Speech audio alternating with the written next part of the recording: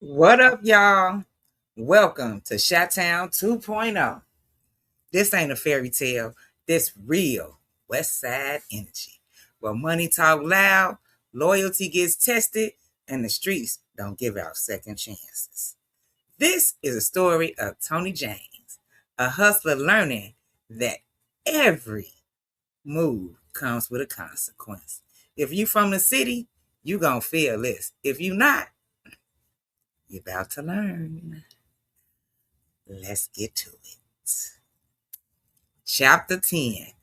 The truth bleeds out.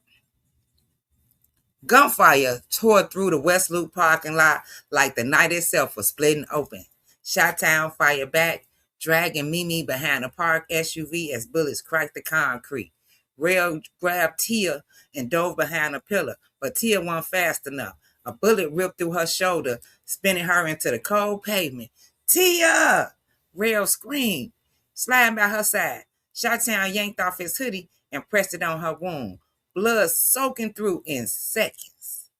Tia winced, pale eyes, glossy. I didn't mean this. I swear I didn't. I didn't mean this. Chi-Town eyes narrowed. He could hear the truth in her voice. Broken, trembling, guilty. Someone right. Inside the ambulance, Will held Tia hand as she cried. Please forgive me. Please. My brother, Mac T had him.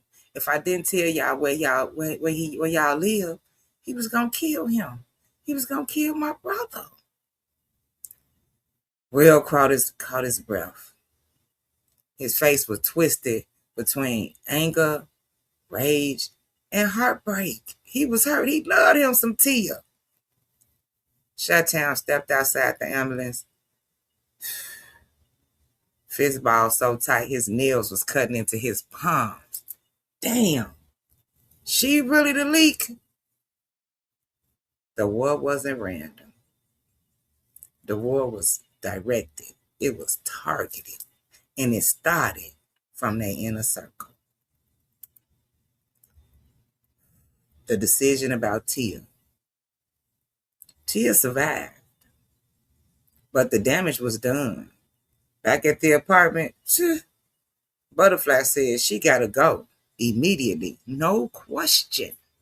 She gotta get up out of here. Me nodded. She almost got shot killed. She almost got all of us killed. Will sat silently on the couch. He staring at the floor because at the end of the day, Tia was his bitch and he hurt. So here go Kiki. What you want to do, Real? Real swallow hard. And I'll take care of it. Chi-Town studied Real face. You sure? Real nodded slowly. Yeah, this my mess. I gotta clean it up. Chi-Town respected that. But the trust between the brothers had taken its first blow. You know, that crack hit deep. The move downtown. Chi-Town wasn't risking another ambush. The next morning, Tia, he moved Mimi, Butterfly, and Kiki into a downtown high-rise building full of glass walls and uniformed doormen, key card elevators, and cameras everywhere. The kind of place where trouble had to make an appointment. You wasn't getting in that building. But the girls, they wasn't celebrating safety. They would celebrate proximity to the money, the real money. Business executive, athletes, ballers, visiting tourists with deep pockets. Baby, they was ready. So, Butterfly holler, we really leveling up, Chi-Town. Mimi nodded, yep, new money, new life. But we ain't done yet. Kiki just smiling. She loved it there. Chi-Town placed the keys on the counter and said, stay close, stay smart, no slip ups. Okay. Real's new life. Real moved out the same day. He and Nikki Ray Took a loft apartment deeper in the West Loop, big windows, exposed brick walls, private enough for his growing stable, but close enough to ChiTown if he needed some backup. Real forced to smile when they hugged goodbye. You good, bro? ChiTown nodded. Always. You? Real hesitated, then lied. Yeah, I'm straight. They parted ways for the first time in years.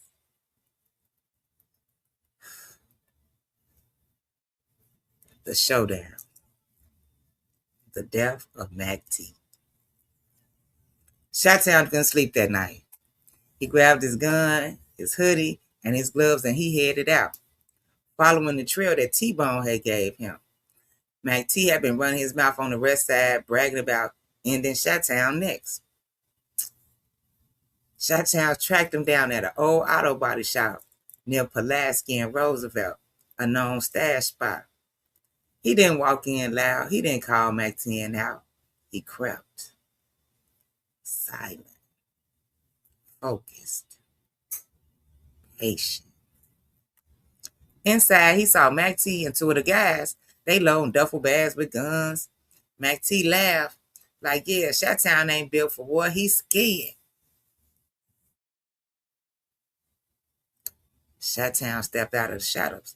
You sure about that? Mac T froze. His crew turned. Then chaos exploded, okay? The fight was raw and violent. No theatrics. One of Mac T's boys shot first. ChiTown dropped behind a stack of tires. He returned fire, hitting the shooter in the shoulder. The second came rushing with a pipe. ChiTown smashed him with a toolbox, sending him crashing across the floor. Then Mac T lunged with a gun. They struggled. Fists, elbows, knees, guns scraping the concrete, breathing hard. They desperate because this was a life and death moment, and they both knew it. Mac T swung wild. ChiTown ducked. The gun slid across the floor. They fought barehanded, slamming each other into the car lifts, the metal shelves, the cans of oil spilling on the ground. Mac T grabbed a crowbar and swang. ChiTown dodged, barely getting missed, but he tackled him into the wall. They wrestled for the closest weapon. A gun dropped. Mac T reached first. ChiTown kicked his wrist and spun the gun around. Caught it. Bam, Mac T froze. Time slowed. You should have stopped, ChiTown said as he pulled the trigger. Bang. Mac T hit the floor. Eyes open. Breath gone. No speeches, no dramatic death, just the body going still. It's simple truth. ChiTown survived. Mac T didn't. Realistic evidence. A whole problem. ChiTown didn't search Mac T's body. He didn't linger. He didn't touch anything unnecessary. But something happened he didn't expect. A neighbor 2 doors down heard the gunshots and saw a figure in a dark hoodie running from the auto shop. He didn't see his face, just the build, the height, and the car he got into.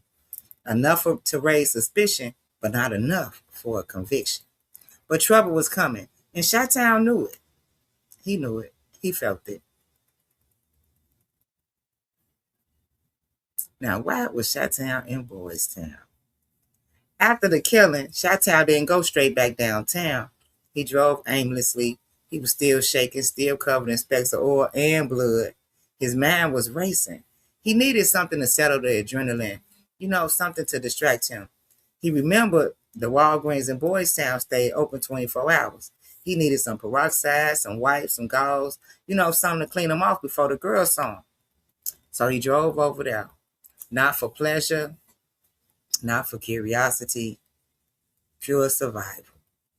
But as he pulled into the garage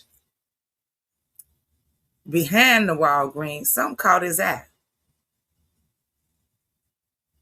Real, walking down the rainbow lit sidewalk with his hoodie off, relaxed, smiling, with a man beside him, close,